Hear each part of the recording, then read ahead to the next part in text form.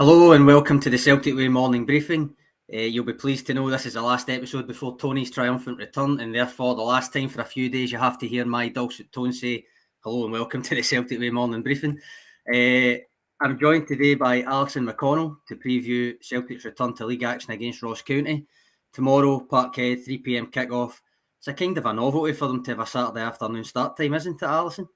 Yeah, it's funny. It's you get so used to Sunday lunchtimes and Sunday afternoons and all the different kick-off times. It's been a while since Celtic had a 3 o'clock kick-off on a Saturday afternoon at Celtic Park, and I'm sure people will be itching to get back, and it's an opportunity again just to go and try and take another step towards the title and just try and exert a bit of pressure, any pressure that they can on Rangers, obviously, at this point.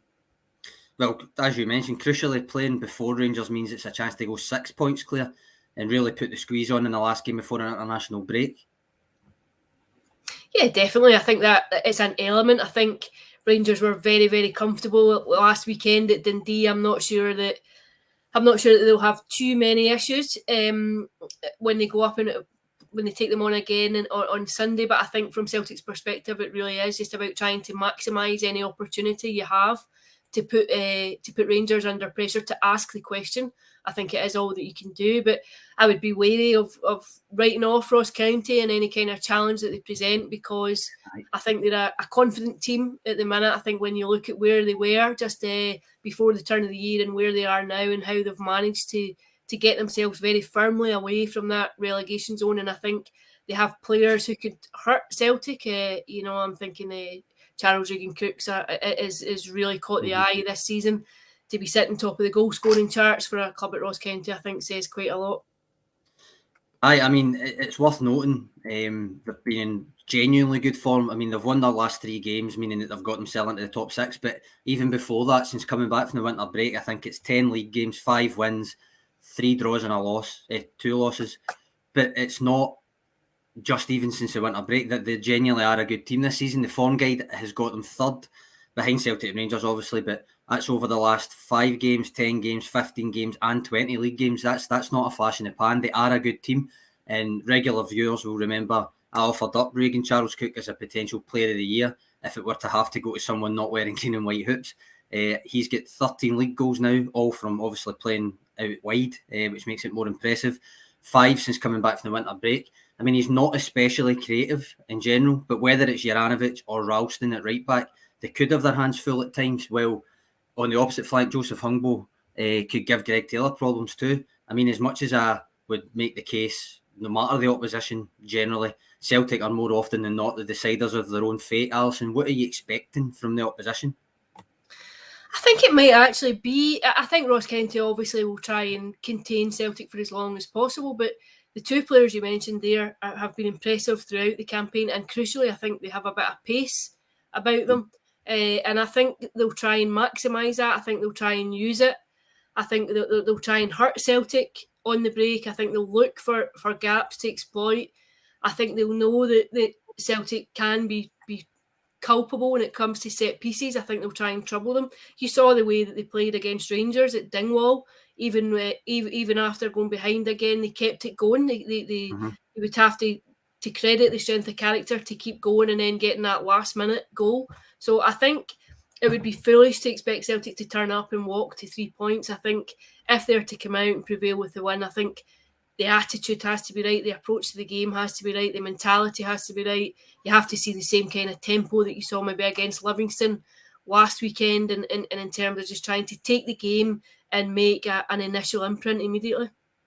You mentioned a last minute goal there. So speaking of that, Celtic have won both encounters between Celtic obviously and Ross County this season. First was a 3-0 win back in September, which was notable for Cameron Carter-Vickers' debut. He got a goal. Albion Ayeti scored twice too. But the other match is more memorable, I think we'd all agree. Dingwall, 10 days before Christmas. You remember the team that night, they had Abada up front, Juranovic playing right wing, Liam Scales had to started at left back, 1-1 up until the 97th minute, and of course Anthony Ralston got that winner.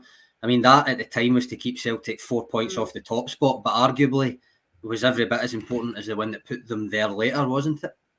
Yeah, I think if Celtic are successful in going and winning the title this season, I think that game at Dingwall would be one of those that you would look back on and say it was pretty fundamental to underpinning that renaissance, because I think had Celtic dropped points that night, I think there was a real danger that the season could have unravelled just where they were at that point in time. So I think it was a massive win. I think it was the 97th minute or something like that. I think it was the 6th or 7th minute of injury time. And yeah, I think it was utterly crucial for Celtic not to drop points that night. So I think you know that you're probably going to be in for a very similar kind of game. I know it's different at Celtic Park. It's a more expansive pitch. You've got the home support. But I think you have seen at times the current theme this season when Celtic haven't scored early is that they can get a bit frustrated, that they can look as though they run out of ideas. I think that opening quarter of the game can be so vital to just how the rest of it plays out. Now, in terms of the team, I said to you the other day that I'm getting worse and worse with the predicted 11s, and ours will be up on the website soon, so keep an eye out for our full explanations. But that's mostly due to me trying to second guess Postecoglou's rotation game to game. I think surely this one's fairly straightforward, no? As strong as possible, minimal changes, would you reckon? Yeah, I think he may tweak things. I think if Jota is fit and available again, I think he might come straight back in. I think there's possibly a few changes in the middle of the park, but I think by and large the spine of the team remains the same. I think the back four remains the same. I think Callum McGregor remains in that role, just in front of the back four.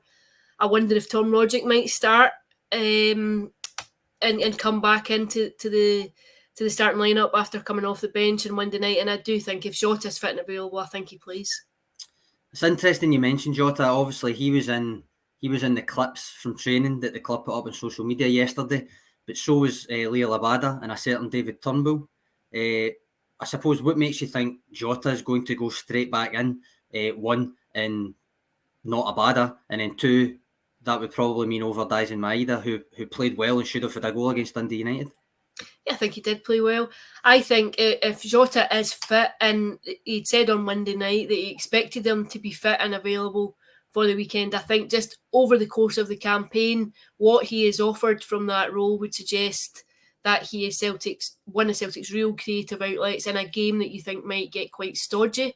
Then I think there's a possibility of starting him. If it's not working, if you need to make a change, then you would have Maeda to come on and try and influence that kind of change, and his pace can help things in that sense. I think James Forrest has done enough to keep his place. I thought he played well. I thought he linked up well with Juranovic at points on Monday night. I think you're seeing glimpses of him just coming back in to match fitness again. I think for me, I would keep him in. And I think Giakoumakis stays is the focal point of the front three. I don't think Steve J's got a point here then. Kyogo in the middle. I mean, also in those training videos that were put on social media, some people with much better eyesight than me clocked that Kyogo was there in the background, but he was seemingly training on his own from what I could see. With that knowledge and no international call-up, I'm assuming you're going to agree he's not going to be in for tomorrow. But with that knowledge and no international call-up, just how important will these next couple of weeks be if they serve as the kind of platform to get him back in the fold for the run-in properly when they come back from the international break? I think it's huge. I really do. I don't think you can underestimate the influence he has on Celtic. I think he's taken on talismanic qualities. I think he did so very quickly. I think had he not got injured when he did, I think you would have expected him to have banked in excess of 25 goals this season easily. I think he's a clever player. I think he raises the bar of those around him. I think he's a massive player for Celtic, and I think if he is fit and available for the last couple of months of the campaign, I think it's a huge shot in the arm for Ange Postecoglou's side. I think I agree with every bit of that, and I think still obviously the first choice team, such as it is, because there is enough depth now that there's debates at several positions. I don't think there is, even with Giakoumakis' good form. It's still Kyogo that will be the first choice. I don't think that's really in doubt, just with the way that they play and stuff. But I think a lot of credit must go to Giakoumakis for the way he stepped up in front of goal recently, especially given Kyogo's prolonged absence. I mean, penalty box finishing aside, it isn't a like for like, even if he's impressed people more than expected with his off the ball work. But I'd encourage, and on that note, I'd encourage anyone to log on to the website this morning and read Alan Morrison's piece. He analysed the big man, and it's really illuminating stuff in terms of what he offers, how he fits in, but also why Ange Postecoglou, with his background and his tactics, would appreciate Giakoumakis' kind of highly specific skill set and actually be able to get the most out of it. And then I came away from it, read Alan's piece, basically unsurprised that he scored 9 goals on something daft amount of touches, like a very 60 odd touches or something like that. So I would encourage anybody to go and read that. But I mean, there's a fair few comments here. I mean, this is a good one from Gerald Coyle. How important do you think getting Turnbull back will be? I mean, I know there's other options in midfield. They have coped without him, but his set pieces, his goal threat, it's a good option to have when he's returning, isn't it? Yeah, I think he had a very impressive first half of the season. I think he, Tom Rodgick and Callum McGregor were really the favoured middle three in the opening months of the campaign. I thought you could see his anguish that day at Hampden when he broke down early in the League Cup final. You knew he knew that he'd done considerable damage and he was probably facing an extended period out of the team, and you could sense his frustration just at that. And I think in part probably because he really looked to have cemented himself as a first team player. I think in some ways his contribution has maybe been forgotten about or overlooked simply because of the way that Celtic kicked on from January with Hatate coming in and Matt O'Riley coming in, that there were other options there in midfield, and the fact that they came in so seamlessly, I think maybe just overshadowed the fact that Turnbull was out. I think he'll know that the competition has never been fiercer now to start in the middle of the park. I think there are a lot of options. I actually would go so far as to say I wonder if Ange Postecoglou knows really what his strongest 11 is, but particularly his strongest midfield is, because I think you have real, genuine depth there now. That's a very interesting point, because I like my depth charts and all that, but it's I think there's, if you really break it down to the bare bones, there's what, maybe half of the starting 11 that you think, right, you wouldn't replace them unless it's for rotation purposes alone. You'd say Joe Hart is obviously first choice keeper, despite Chris Julian's return in terms of being in the squads and stuff. The centre backs are pretty much always going to be Carter Vickers and Starfelt. I think Greg Taylor's the first choice left back. Juranovic is the first choice right back. I think you've saw that from the bigger games. It's him that's got the nod. I think there is still a debate, actually. I think that's the biggest praise you can give to Ralston, is that he makes it a debate still. But I think 3 of the back 4 and the keeper are probably non-negotiables if it was to go for the kind of strongest 11. Callum McGregor obviously in midfield, but beyond that in midfield, it is really a debate, and I think probably most people would have Tom Rogic in their strongest 11, but you don't necessarily play him and Matt O'Riley all the time. Reo Hatate's there, Turnbull's to come back. So I agree with what you're saying. Midfield is probably, it's went from earlier in the season when midfield was, well, there wasn't any other options a lot of the time, to now there's so many options you don't know what one the first choice would be. Yeah, I agree. Up front, again, Kyogo, if he's fit, is the first choice. Jota the same. I think the other space, despite how much we both kind of beat the drum for James Forrest, I think there is a debate with the other space in the front 3 a lot of the time in terms of who would be starting if it was first choice. But that's all good. It's great to have those options.